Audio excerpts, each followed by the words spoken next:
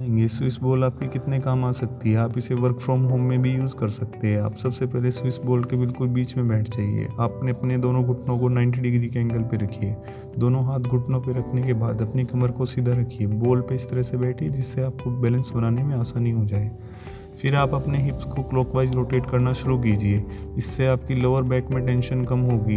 अगर आप लोग सिटिंग जॉब में हो या आप लोगों का काम है घंटों बैठ के लैपटॉप पे काम करना, तो ये आपकी काफ़ी हेल्प कर सकता है। आपकी बैक को फ्लेक्सिबल करेगा, आपकी लोअर वर्टिब्रा को सभी को अच्छा स्ट्रेच देगा, जिससे आपको कभी भी स्लिप डिस्क की प्रॉब्लम नहीं होगी। ठीक इसी तरह से आप अपने हिप्स को एंटी क्लॉकवाइज रोटेट कीजिए।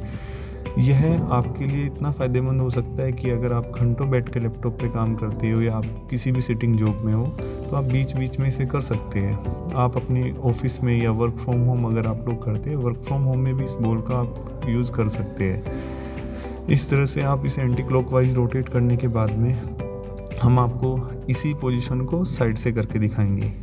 ठीक है, अब हम आपको साइड से दिखाते हैं। ध्यान दीजिए, आपके दोनों घुटने 90 डिग्री एंगल पे होनी चाहिए। आपकी कमर एकदम सीधी होनी चाहिए। अपने आप को बीच में अच्छे से सेट कर लीजिए जिससे आपको बैलेंस बनाने में काफ़ी आसानी हो जाए।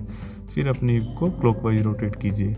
आपको एक बार में 10 से 15 टाइम तक रोटेट करना है। एक बार से आपको एक साइड में रोटेट करने के बाद में फिर आप उसके रिवर्स एंटी क्लॉकवाइज रोटेट करने की कोशिश की। आप अपने ध्यान को आंखों की हाइट पर लगाने की कोशिश करेंगे जिससे आपको बैलेंस बनाने में काफ़ी मदद मिलेगी। आप बिल्कुल धीरे धीरे इसे प्रोसेस को पूरा करेंगे। फिर हम आपको नेक्स्ट एक्सरसाइज बताते हैं। नेक्स्ट एक्सरसाइज, आप अपने कंधों के पीछे के भाग को बॉल से लगाइए। दोनों पैर नीचे रखिए, हाथों को खोलिए। इससे आपकी सर्वाइकल की सभी वर्टिब्रा में एक अच्छा रिलैक्स मिलेगा। आपकी गर्दन में होने वाले तनाव में काफ़ी आपको आराम मिलेगा। आप बीच में भी इसे अच्छे से कर सकते हैं।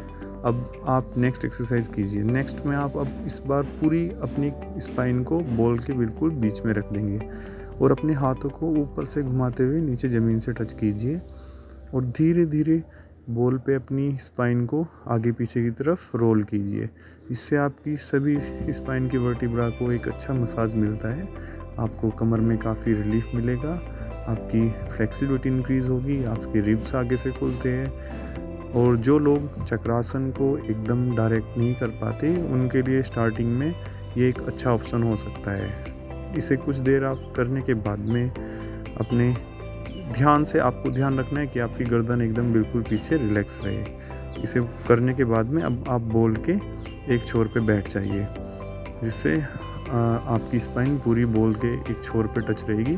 अब आप दोनों हाथ अपने ऊपर से घुमाते हुए सीधे ऊपर की तरफ ले जाएंगे सांस भरते हुए। इससे आपके रिब्स आगे से स्ट्रेच हो गए, आपके शोल्डर अच्छे से स्ट्रेच हो गए और आपको काफ़ी रिलैक्स मिलेगा।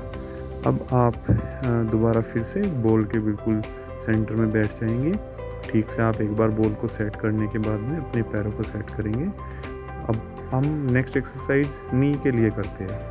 अब ज़्यादा देर तक बैठने में जिन लोगों को नी में स्टिफनेस रहती है, जिन लोगों को अर्थराइटिस की प्रॉब्लम है, वो लोग इस एक्सरसाइज को कर सकते हैं। धीरे धीरे से 1 बाय 1 अपने स्टेप को सीधा करने की कोशिश कीजिए।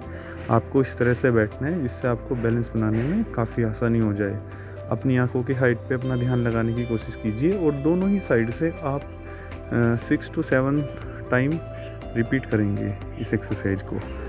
इसे पूरा करने के बाद में एक बार फिर से आप सीधा बैठ जाएंगे। सीधा बैठने के बाद में अब अपने हाथ को ऊपर से घुमाते हुए साइड की तरफ लीन करेंगे जिससे आपके साइड में एक अच्छी स्ट्रेच पड़ेगी। आपके इंटरनल ऑर्गन को अच्छा रिलैक्स मिलता है। डायबिटिक पेशेंट, जिन लोगों को डायबिटीज़ होता है, उनको इंसुलिन हार्मोन को रिलीज़ करने में काफ़ी मदद मिलती है। दोनों साइड से आप इसको 5 to 6 टाइम रिपीट कर सकते हैं। ध्यान रहे कि आप इस तरह से बैठिए कि आपका बैलेंस अच्छे से बना रहे। ठीक, अब इसके बाद में आपको कुछ देर करने के बाद में रिलैक्स करना है। वीडियो को देखने के लिए आपका धन्यवाद। नमस्कार।